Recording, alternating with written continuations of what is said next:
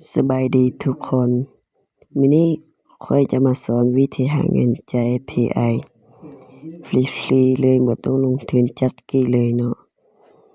กดเข้าไปใน Play Store ก็พิมพ์คำว่า PI ก็กดติดตั้งได้เลยเมื่อติดตั้งได้แล้วก็คือกดเปิดเลย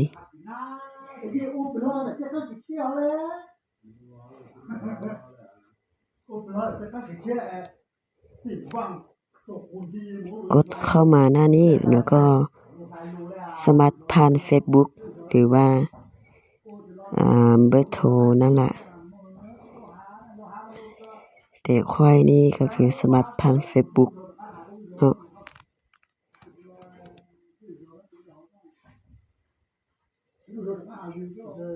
รอท่าแป๊บหนึ่ง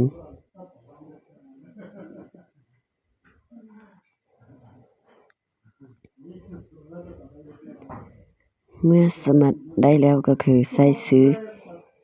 อยู่นี่เลยใส่ชื่อคือตัวถึง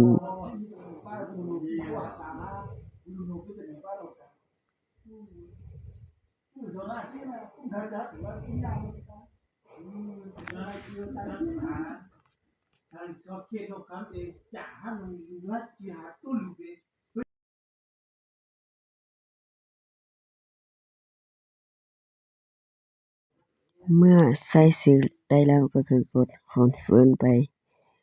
แล้วก็ใส่รหัสแนะนำครับ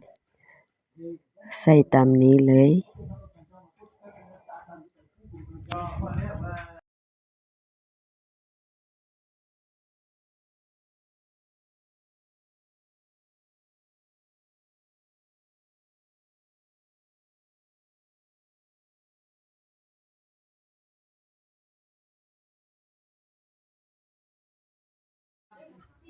เมื่อใส่รหัสแนะนำได้แล้วก็คือ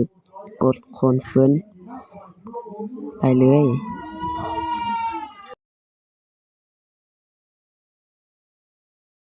เมื่อกดเข้ามาหน้านี้แล้วก็กดย้อนรับ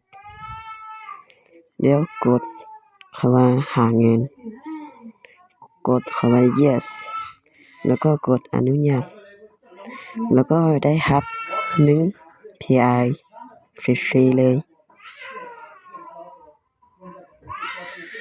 ถ้าใครสนใจก็คือถามหาหรือว่า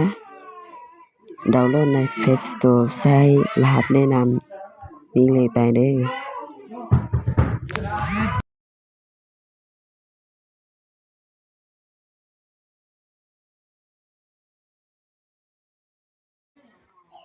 อกดตามนี้เลยเดี๋ยวกดได้ก็คือไปยังยืนตัวตนหรือว่าไปใส่กระเป๋าที่อยู่เนาะ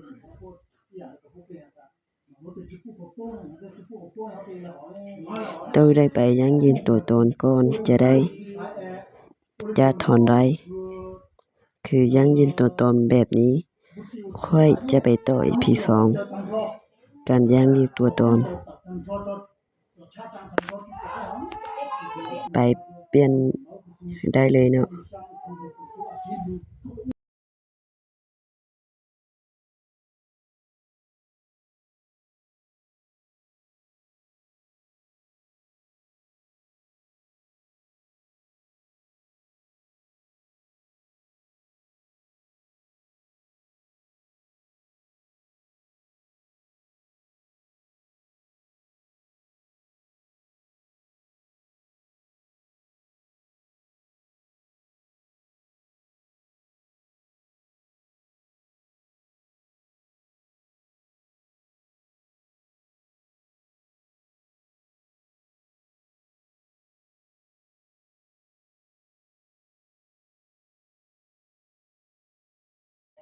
ไปเบิ่งราคา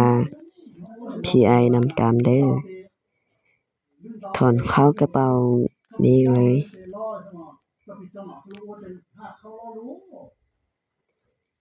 นี่เลย1 PI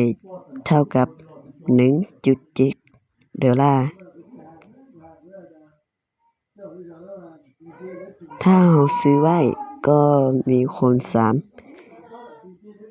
ประมาณ 2-3 ปีขึ้นไปนี้จะได้ประมาณ 3,000 ไปเนาะนี่เลยครับถ้าใครสนใจก็คือดาวน์โหลดแล้วก็คือใช้